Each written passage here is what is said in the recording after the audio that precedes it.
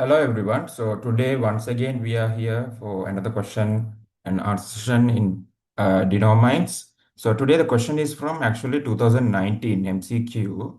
The question number is 34. Basically the question says that DNA polymerases. It's about DNA polymerases. DNA polymerases obtained from thermophilic bacteria is used for PCR, okay. The key term is PCR. Okay, why do we use the DNA polymerase obtained from bacteria uh, to be from not any other bacteria, but from a thermophilic bacteria? Why are we using a thermophilic bacteria to do the PCR? So that is the basic question. So the answer is that before we go to the answer, we might have to go for an explanation, right?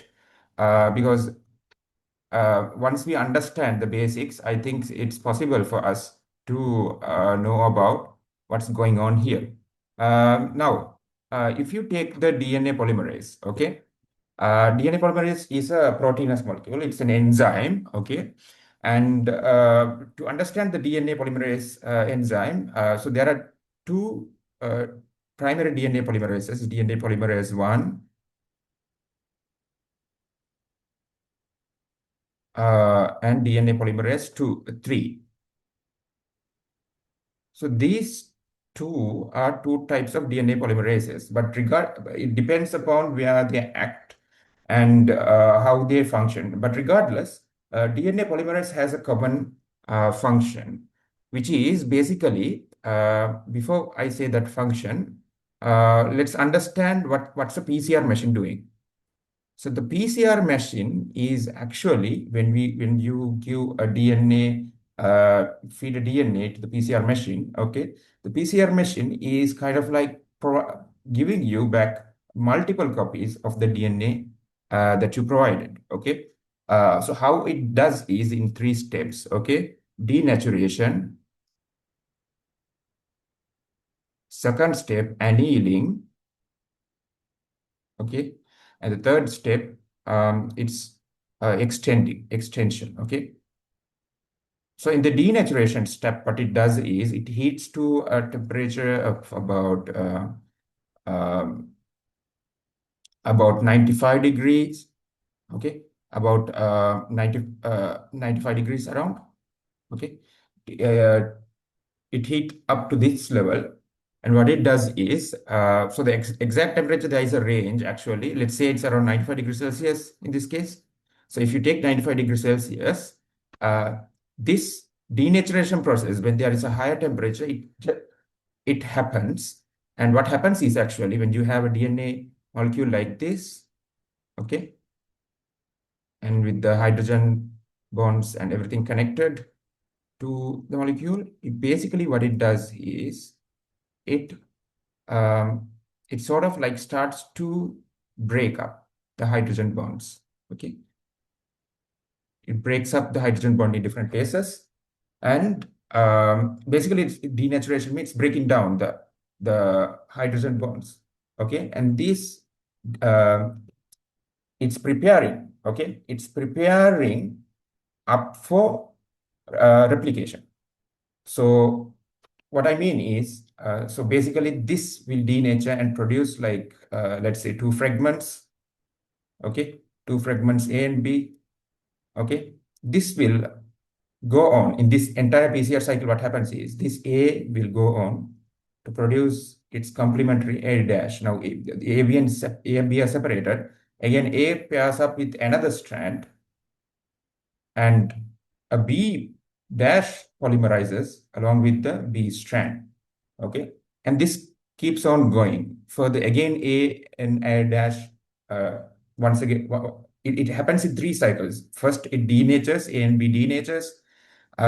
When there are hydrogen bonds, it breaks down and denatures. Then the annealing happen. Annealing means primers are added to the new DNA strand, like at the beginning portion. Okay, primers are added, and then the extension process, new DNA is added, and back again this DNA molecule, new DNA molecules are formed from an existing DNA molecule, and that breaks down. So one becomes two, 2 becomes 4, and 4 becomes 8, and so on, it continues. So in each of the process, let's say 1 is forming 2. In each of these process, there is 3 steps: denaturation, annealing. Annealing is where there is a primer DNA molecule, primer RNA molecule to which DNA nucleotides are added to be polymerized. And so on, this cycle, it continues over and over. So this is what happens in the PCR. Okay, so here the DNA polymerase, what it does is, what the function, so there are a lot of enzymes involved here. Okay, so there are a lot of enzymes involved here. The DNA polymerase, especially the DNA polymerase 3 in this case, or let's say DNA polymerase for the argument's sake, what it does is, when there is an uh, let's say there, so the DNA has the complementary DNA molecule. Okay, it's arranged in the opposite end, right? So if this is 5 prime to 3 prime, this would be around 3 prime to 5 prime arrangement. So basically what it does is, okay, so it won't form like this initially. It will, okay, start forming little by little, little by little, little by little, until it reaches the 5 prime. Okay.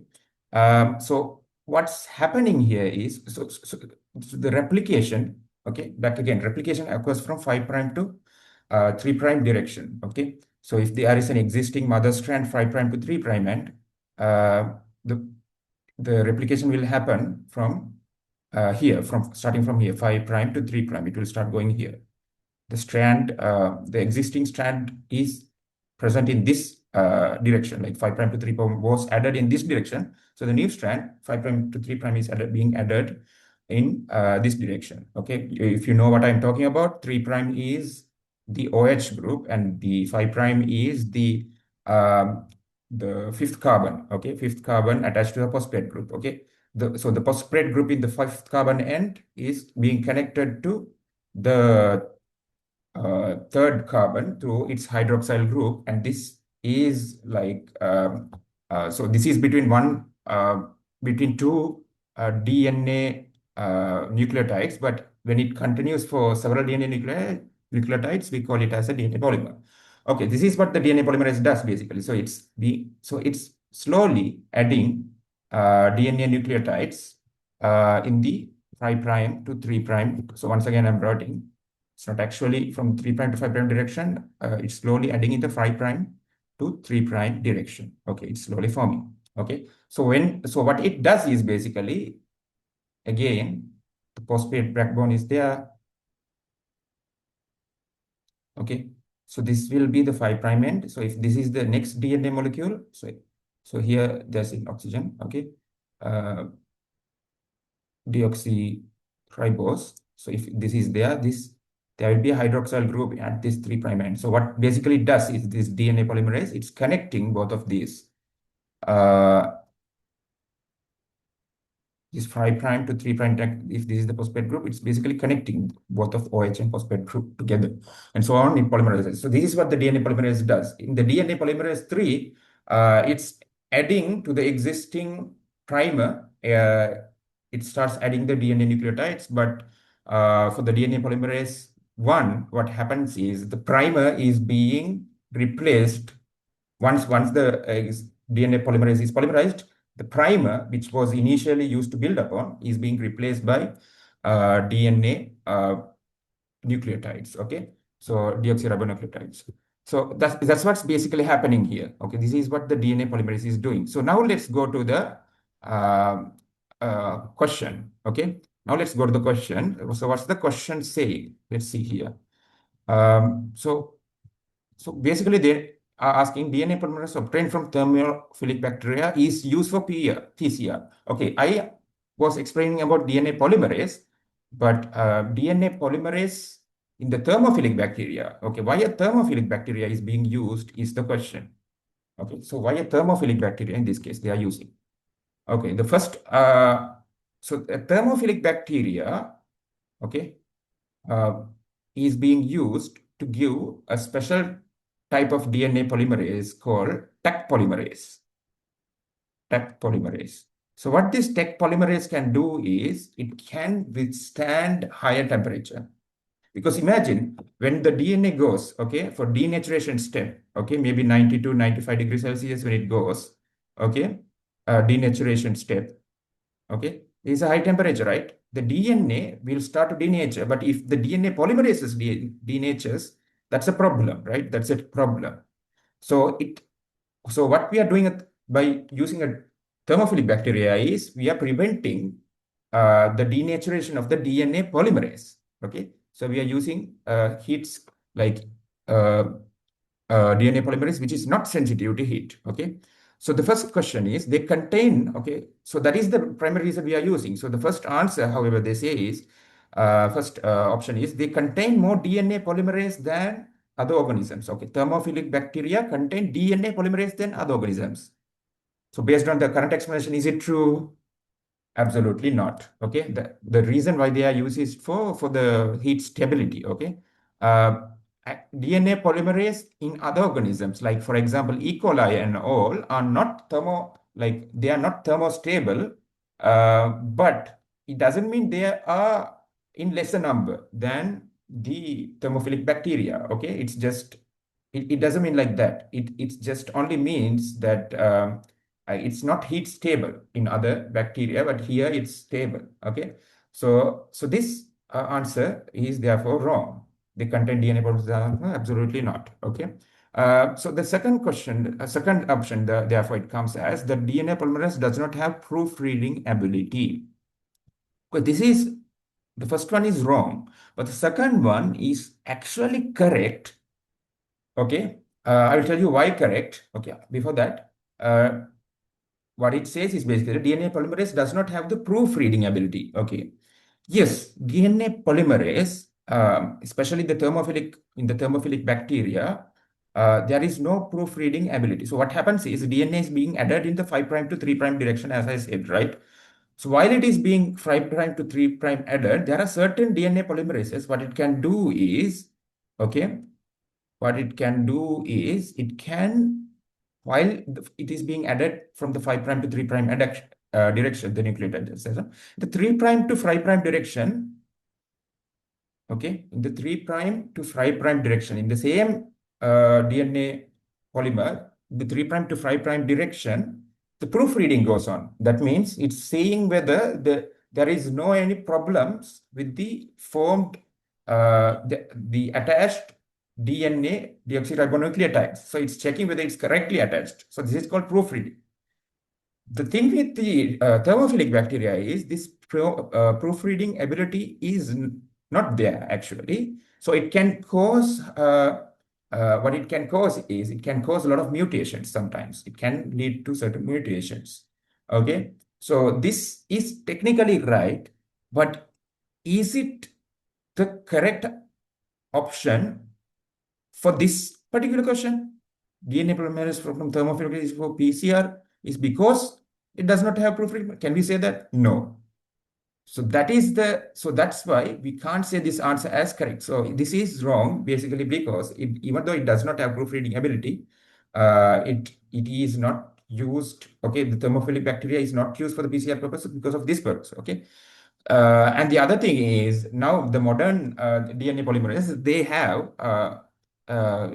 have been engineered in such a way that this proofreading also can be done to reduce the problem. So the fidelity check means the correct, checking the correct composition of the nucleotide. So that is actually cannot be done by the DNA polymerase used in that means the Taq polymerase that I said, that is used in for the thermophilic bacteria. Okay.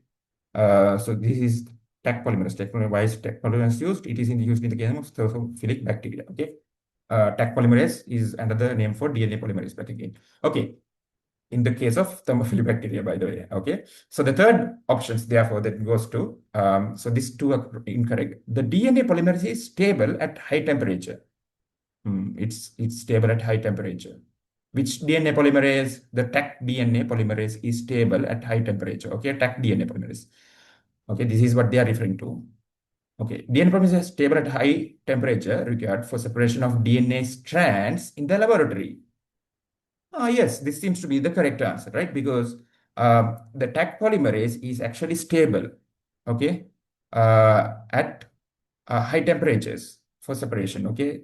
Uh, Okay.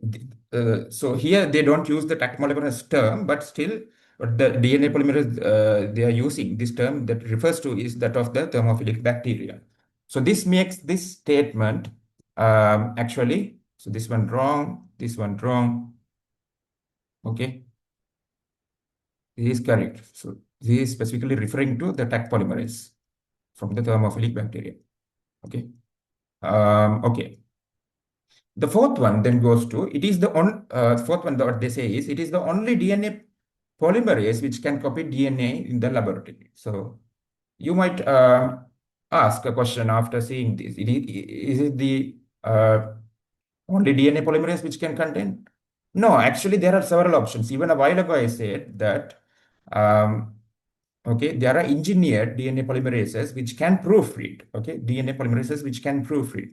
So that is one thing. The second thing is, okay, before Taq polymerase was found, so this was found somewhere in America, okay, in a spring, like hot water spring, because in hot water spring, these DNA polymerase are sort of like have evolved such in a such a way that it is stable. Because when you have bacteria living hot water spring, you have to be able to be stable, right? So that is the basic of Taq polymerase actually. So before Taq polymerase was used, scientists used to use DNA polymerase from E. coli, okay, E. coli to do the DNA replication process. But the process needs to be interrupted each and every time because the DNA polymerase back then used to denature. Once they found this Taq polymerase, they didn't have to go through that problem. Okay, so because of that reason, the option that says it is the only DNA polymerases which can copy DNA in the laboratory, it is okay. It is the only DNA, meaning that Taq polymerase is the only DNA polymerase which can copy. So that is wrong. So there are several other options as well. Okay. The fifth one, the DNA polymerase does not need a primer to initiate DNA synthesis. So I was talking about DNA polymerase 1 and DNA polymerase 3. DNA polymerase 3. What does the DNA polymerase 1 do? So before I explain about 1, I will say about 3, okay? So 5 prime to 3 prime, if there is some other DNA strand, okay, if there is a 5 prime to 3 prime end, okay, what does the DNA polymerase 3 does? Okay, so it adds in the 5 prime to 3 prime direction, the new strand in the 5 prime to 3 prime direction, okay? Okay. So the newly added strand is being, so give me a second. So I have to be absolutely careful here. Okay. The 5 prime to 3 prime direction. So this is the mother strand. Okay. This is the mother strand. Okay. Only the daughter strand, the newly forming strand, the DNA nucleotides are being added in the 5 prime to 3 prime direction. Okay. So you have to be careful. So in the mother strand, it's 3 prime to 5 prime. The complementary new strand that is being formed is being added in the 5 prime to 3 prime direction. So what happens is there is when it starts to add. So let's say that there is an existing DNA molecule. Okay, this is the mother strand. So if there before it starts to add, okay, so this is present from 5 prime to 3 prime. Before it starts to add, there is already a DNA. Okay, there is already a primer which comes and fit before the polymerization begins. Okay, this primer is forming from the 5 prime 3 prime direction. So again, what happens is to this primer, the new daughter strand is being formed. Okay, again 5 prime to 3 prime direction. This to the primer. So this is the DNA polymer part. The RNA. This primer is RNA. Okay, the primer is in the RNA. So you will also find uracil bases instead of thymine. Okay, here. So once, so DNA polymerase 3 is the one which functions first. And then what happens is this primer will be removed. Okay, this primer will be removed.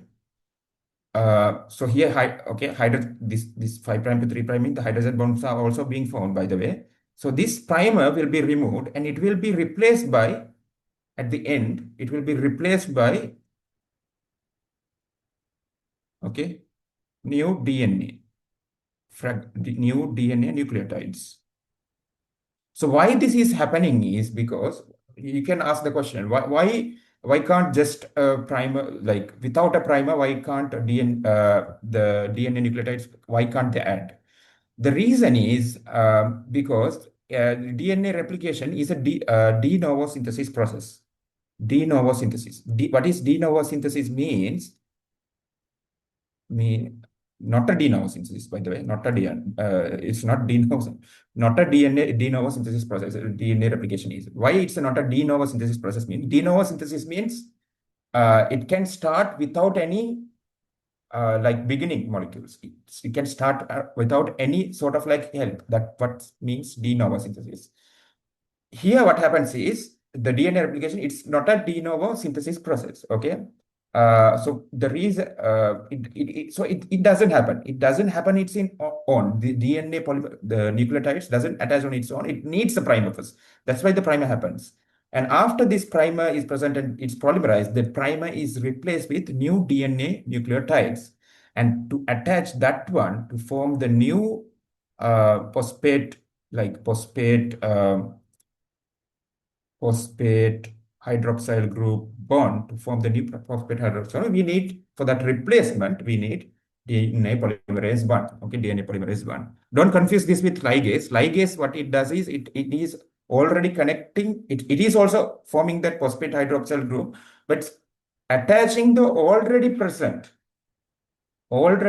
fragments with each other, already present larger fragments with each other, either the Okazaki fragments or the new between the newly formed DNA, that replacement, the newly formed replacement for the primer and the existing DNA strand is forming. So that is done by ligase. But when this DNA polymerizes, the bond is formed between the phosphate group and the OH is actually, it is done by the DNA polymerase 1 or DNA polymerase 3. In the case of replacement, DNA polymerase 1 handles that. Okay. So the final point, however, is that DNA polymerase does not need a primer to initiate disease. So it's not a de novo process, not a DNA, not a de novo, okay, process, okay, not a DNA novo process. Therefore, we need a primer always. So always we need a primer. So I hope now, so that makes this answer incorrect. So this is incorrect, this one incorrect, this one stands as right.